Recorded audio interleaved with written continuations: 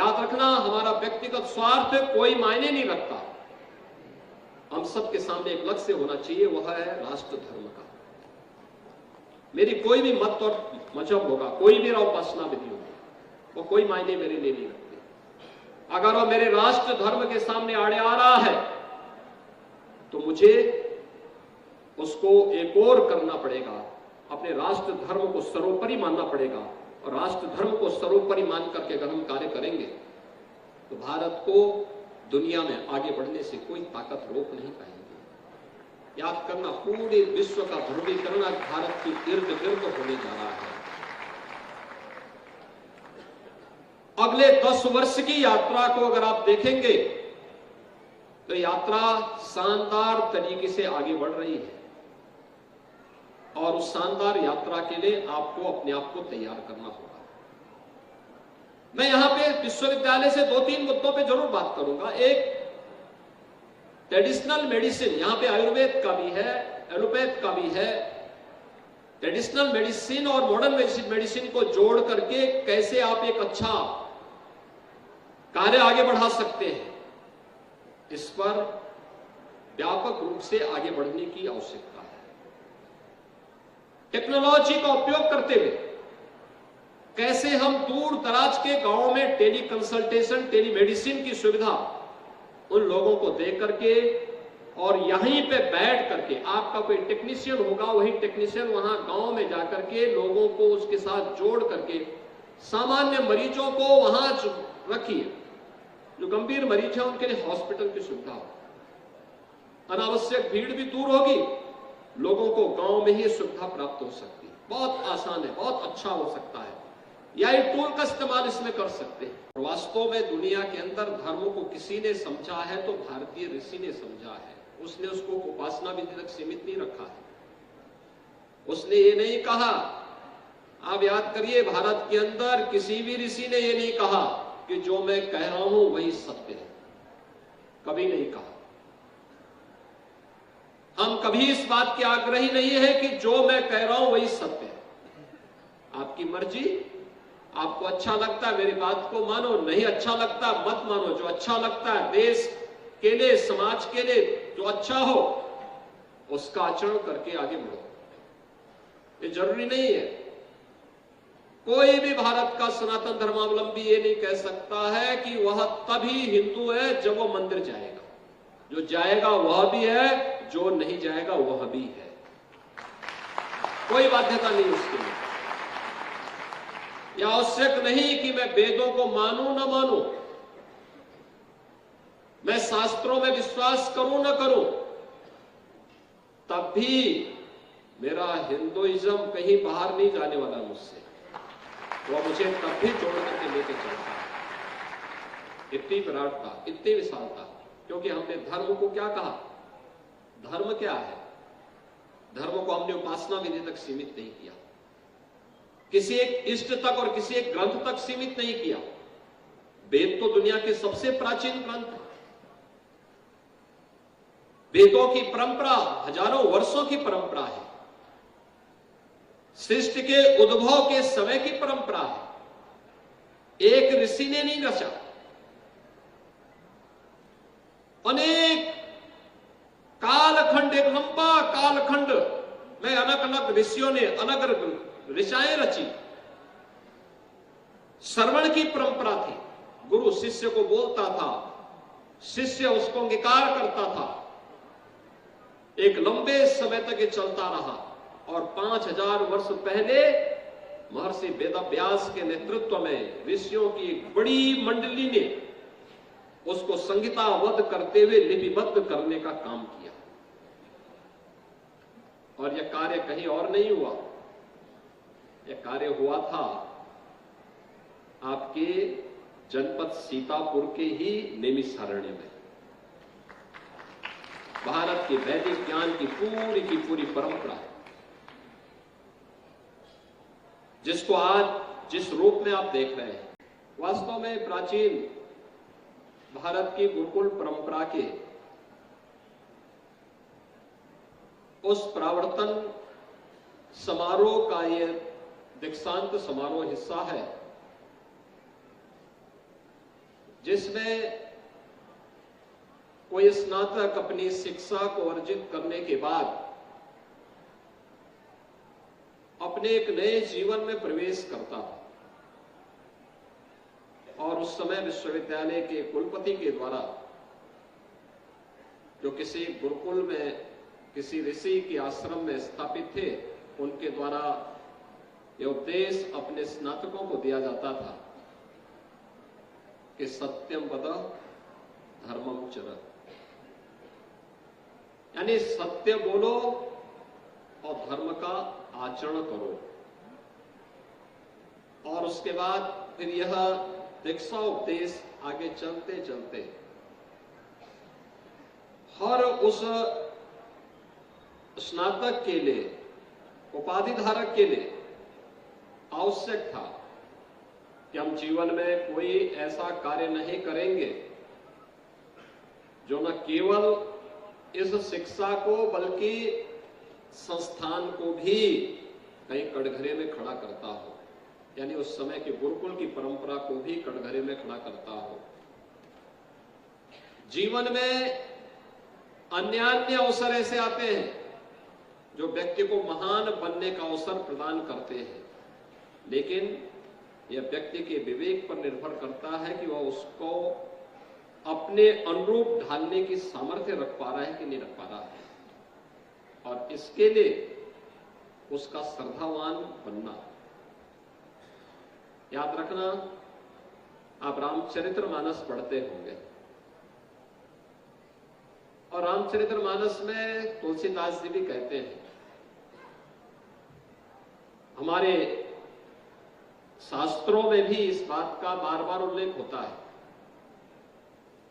कि श्रद्धावान लभते ज्ञान, यानी जो श्रद्धावान है वही ज्ञान प्राप्त करने का अधिकारी है। जिसके अपने गुरु के प्रति श्रद्धा ही नहीं, मां बाप के प्रति श्रद्धा ही नहीं, वरिष्ठों के प्रति श्रद्धा का भाव ही नहीं,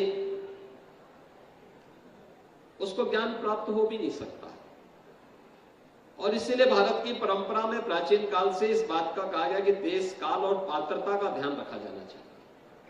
यह व्यक्ति उसके पात्र है कि नहीं है, और तभी उसको उसके रूप उस प्रकार के ज्ञान से परिपूर्ण करना चाहिए। तैत्तिरीय उपनिषद का यह मंत्र आज हजारों वर्षों के बाद भी भारत के अंदर दीक्षा उपदेश बनकर के हमारे युवाओं को एक भावी जीवन में आगे बढ़ने के लिए प्रेरित करता है। वास्तव में दीक्षा का अंत नहीं है, एक नए जीवन की शुरुआत है, एक नवीनता का शुभारंभ है। जब 2019 का कुंभ हो रहा था, उसी समय उत्तर प्रदेश के अंदर पहली बार प्रवासी भारतीय दिवस का कार्यक्रम विदेश मंत्रालय के द्वारा वाराणसी में आयोजित था, और जितने भी दुनिया के देशों से आए हुए प्रवासी भारतीय थे, लगभग 8,000 के आसपास उनकी संख्या थी। वे लोग प्रयागराज में भी आए थे, कुंभ में आए थे। उनके साथ मुझे संवाद करने का अवसर प्राप्त हुआ था। मैंने उनसे पूछा, भाई आपको क्या अच्छा लगा कुंभ में, पहले भी आप आए थे? उन्होंने कहा, साहब हम पहले भी आए थे। तो मैं तो ये मानता था कि वे मुझे बताएंगे कि हमें इंफ्रास्ट्रक्चर अच्छा लगा, लेकिन प्रवासी भारतीय जिस देश से आए थे, दुनिया के लिए विकसित देश है, उनका इंफ्रास्ट्रक्चर हो सकता है इससे भी अच्छा रहा हो। उन्होंने उसकी चर्चा उतनी नहीं की। स्वच्छता के बारे में मैं मानता था कि हो सकता है स्वच्छता के बारे में कहेंगे, उन्होंने उसकी भी चर्चा कम की, क्योंकि वे जहां से आए थे वहां पे उनको स्वच्छता का वो मानक देखने को मिलता है। लेकिन उन्होंने एक बात की चर्चा जरूर की। वे कहते थे, साहब पहले की तुलना में अच्छा इंफ्रास्ट्रक्चर है, अच्छी सड़कें हैं, कनेक्टिविटी भी है, स्वच्छता पहले की तुलना में बहुत अच्छी है, लेकिन सबसे अच्छी चीज जो हमें देखने को मिली है वह पुलिस का व्यवहार देखने को मिला।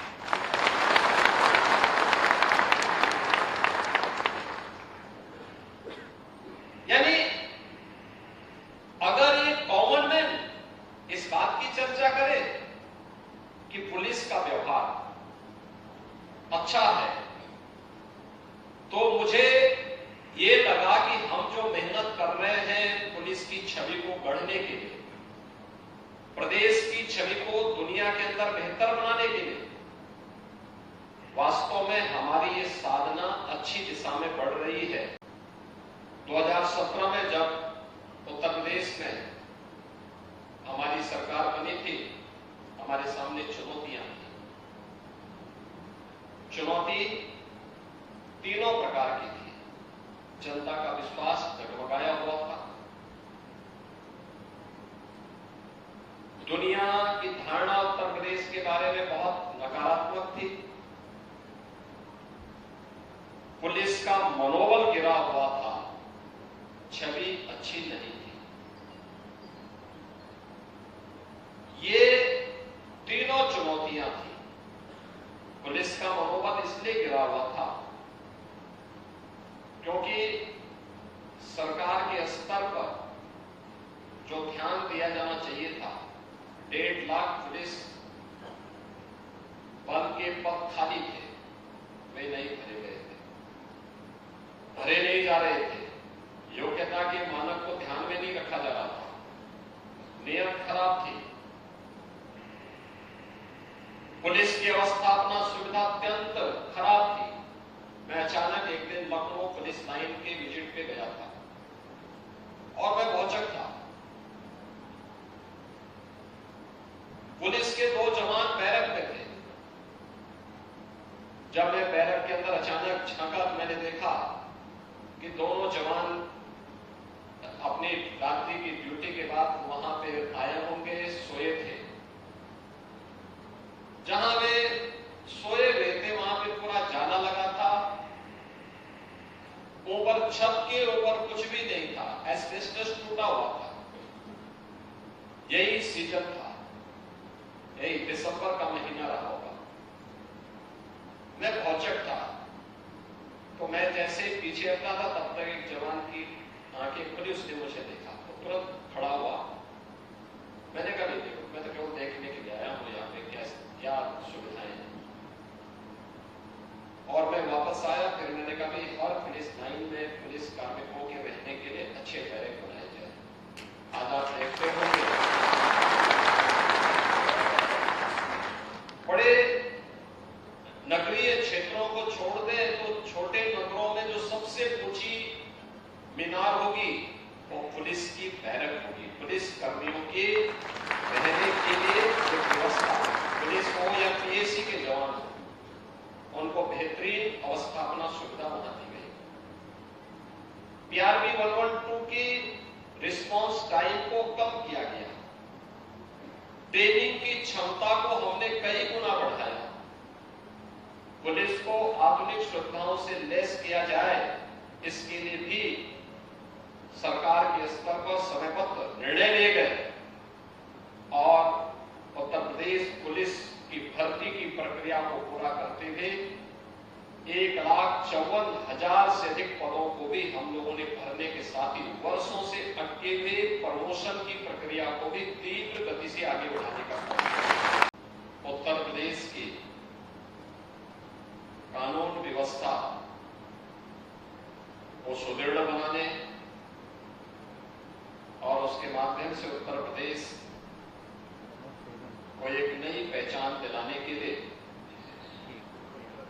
जो अहर्निश प्रयास उत्तर प्रदेश पुलिस ने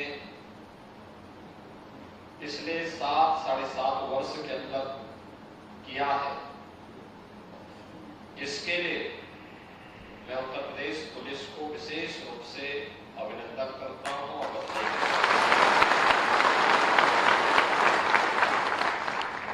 उत्तर प्रदेश पुलिस को इसका भी श्रेय जाता है कि उसने दुनिया के सबसे बड़े धार्मिक आध्यात्मिक और सांस्कृतिक समागम कुंभ के आयोजन को पूरी भव्यता और दिव्यता के साथ आयोजित करने के लिए 2019 में जो मानक गढ़े थे उसकी सर्वत्र सराहना हुई। यह आपका सौभाग्य है कि आप दुनिया के सबसे बड़े सिविल पुलिस के भाग है उत्तर प्रदेश पुलिस में आने के बाद। और उत्तर प्रदेश पुलिस अपनी जिस पहचान के लिए मुमताज था, आज देश के कई राज्य आपका अनुसरण कर रहे हैं। आपकी क्षमता से, आपकी कार्यकुशलता से, आपकी व्यावहारिक दक्षता से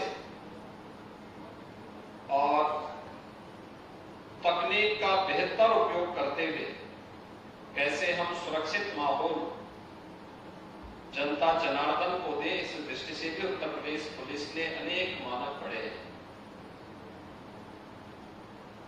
उत्तर प्रदेश की छवि को बनाने और उसके माध्यम से उत्तर प्रदेश के अंदर आम जनमानस के मन में एक विश्वास पैदा करने और उस विश्वास के माध्यम से दुनिया के सामने उत्तर प्रदेश की छवि को बेहतर बनाने, इन तीनों का आपस में समन्वय है और संबंध है।